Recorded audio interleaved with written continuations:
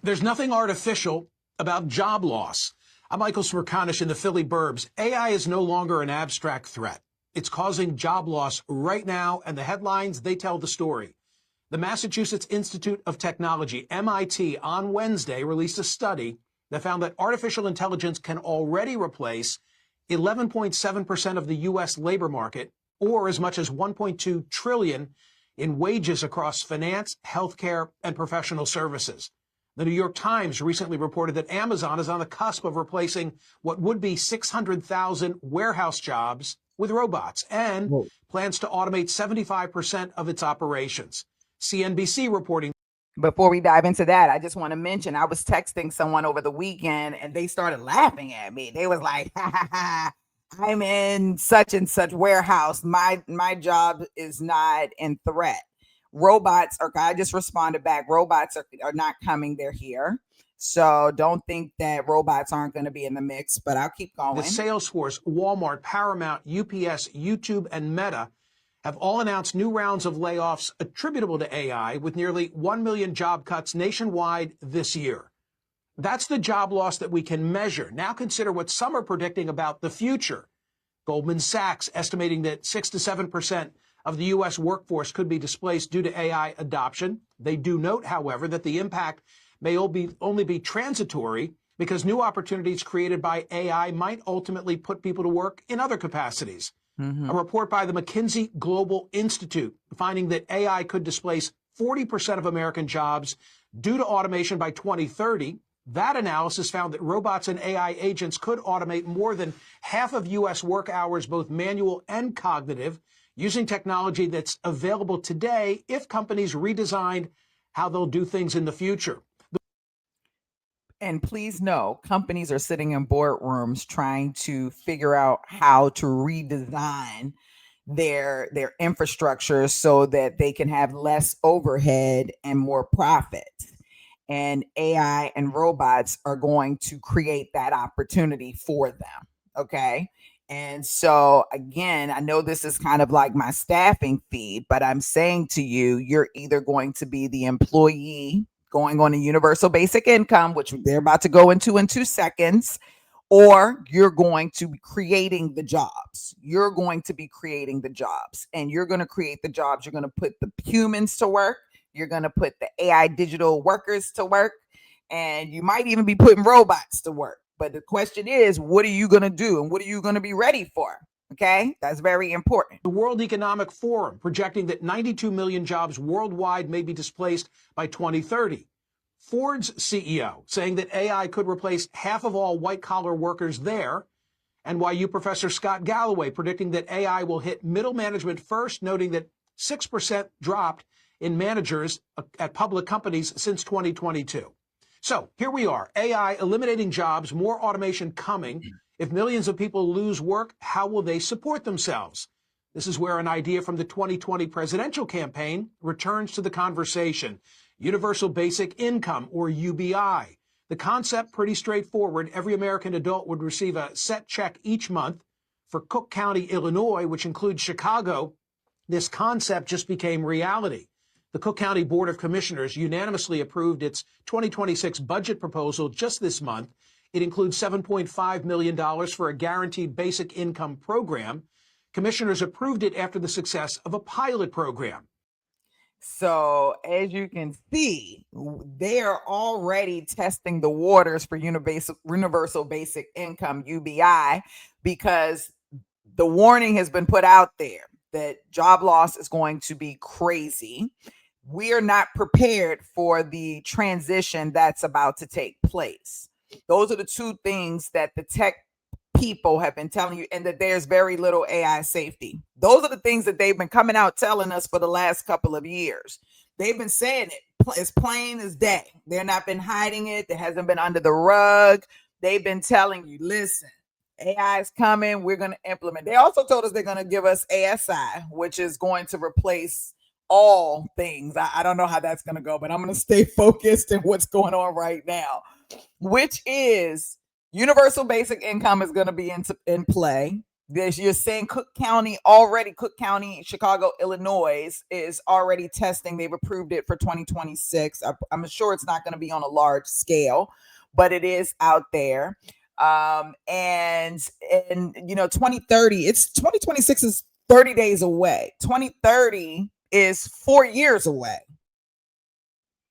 And they're saying this massive job loss is going to happen within the next 4 years. We don't know that that's true or not, but this is what they're predicting. So my question for you is, how are you going to transition your business? One, if you're watching this video and you're just like, okay, D, what am I going to do? You got to start getting into AI, because you're either going to become the provider of AI or you're going to be on that UBI. I don't mean to say it like that, but I feel like it. That's really the situation. And as an agency, as a staffing agency, how are you going to set yourself apart? The larger companies are going to have a harder time transitioning into something brand new. If you're small, mid-size, this is a perfect opportunity for you to be able to show employers that you are a part of this automation endeavor that they believe is going to ultimately take place. And here is your contribution to that. And if you start now, I've seen some of the experts say we've got roughly 2 years. I don't even believe we have that. You want to start now building out your MVP so that you can start getting your customers on there. It's such an easier sell than selling just staffing, right? It's really more about, what do you need? You'll find that if you get in the door and you're talking about the AI technology, that as you'll get the humans, right? Because you'll find out there's so much more that's needed.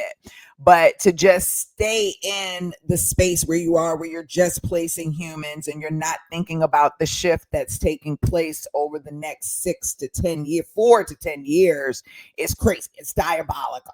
You've got to, if you're an owner, a CEO, of a company, you have to have a vision of what the future looks like. And the future around us is changing as we speak.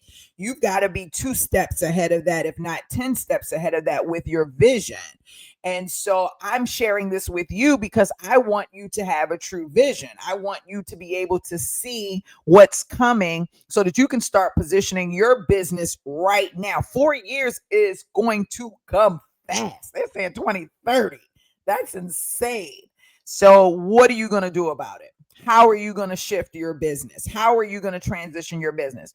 I've been working with agencies over the last couple of months, and I've just been lightly planting the seeds. We've got to get you into the AI space, and it's not enough, in my opinion, to just have a human-based staffing agency when most companies are trying to automate the labor, right? It's best to have a human who understands AI, and that you can, and also to have some type of AI infrastructure. And I want to go back and talk about what that AI infrastructure is going to look like. But I want to share a couple of minutes more of this interview. If you didn't catch it, I'll put the link in the description to cite the creator. But very interesting conversation. Just give me one moment. I'm going to share. Where the county provided $500 a month to 3,200 households over 2 years. Survey findings based on that pilot revealed that 94% of the program recipients used the funds to address financial emergencies. 75% reported feeling more financially secure. 70% said that the program had a positive impact on mental health. Of course, there's the question of, how do you pay for it? In the case of Cook County, as a result of the decrease in commercial real estate values, everybody's property taxes are now sky high. In Chicago, rising 16.7%, the largest jump in at least. I'm going to move. Y'all can go back and watch that. I want to get to the Andrew Yang part. Here he is. He's coming in. Give me 1 second. I do want to show you this, though, because I thought this was interesting. Quote that you provided to the author of the piece. You said, all you need is self-driving cars to destabilize society. In a few years, we're going to have 1 million truck drivers out of work who are 94% male with an average level of education of high school or 1 year of college. That one innovation will be enough to create riots in the street. And we're about to do the same thing to retail workers, call center workers, fast food workers, insurance companies, and accounting firms. It was 7 years ago. How is that quote aging? It's aging very, very well, unfortunately, Michael. I'm so glad that we're having this conversation. 44% of American jobs are either repetitive manual or repetitive cognitive, and thus could be subject to AI and automation. They will be subject to AI and automation. There's not thus, they will. And if you don't build it, somebody else is. I mean, that's just the reality. If you're not the one to build the AI automation, someone else does. And who best to do it than a staffing agency? If they're going to automate the labor industry, why are we not the ones doing that? Isn't that what we do? Isn't that what we bring to the table? Isn't that like our superpower energy? That's what we should be integrating in. But I digress. I'll keep them. And we're seeing that unfold right now. It's heartbreaking for me because I feel we could be doing much, much more for the millions of Americans who are going to be displaced. I know that Cook County is just a microcosm, but I'm sure in hearing about their experience, people are wondering, okay, Andrew Yang, we're on board. Now we get it. What you saw 7 years ago, the rest of us see, but how do we pay for it? The CEO of Anthropic, Dario Amodei, just raised his hand and said, you guys should tax us, the AI firms. And right now, hundreds of billions of dollars of value is being realized by Anthropic and these other firms on the back, by the way, of data that we all provided unwittingly and didn't agree to it. But it's trillions of dollars of value, and most Americans aren't going to see a dime of that. So if you have the CEO of an AI company saying you should tax us, I think we should take him up on. And I agree. So that's a whole different conversation, but I agree. If we're going to be the ones to automate things and different things like that, then why should the AI companies not be taxed? I mean, and Marcia said, I thought about that already. Yeah. I mean, we have to help hold the right people responsible. But I don't know. Did you go back when you look at the video? They were talking about with the test pilot that they had, that they're only paying people $1,000 a month. How are you going to live off of $1,000 a month? You know what I'm saying? It's going to be crazy. So we have to do our part, and not just building AI responsibly, right? But helping to teach other people how to use AI responsibly. And if you're here as one of my clients who are running a staffing agency, this becomes your responsibility to build AI. This becomes your responsibility to train your people that are coming in the door. That's one thing you could be doing with candidates right now. Like, hey, we provide AI training, right? And connect with an AI trainer that can come and help, or maybe you're building the AI training for you've got to really start diving into AI today. You can't be afraid of it. You can't wait until it gets bigger or better, or you've got to start diving in and building and creating today. For your legacy, I'm just telling y'all right now, just the idea. I'm not about to be on universal basic income. And I just cannot see myself living that lifestyle. You know what I'm saying? So you got to put yourself in a very, very different space.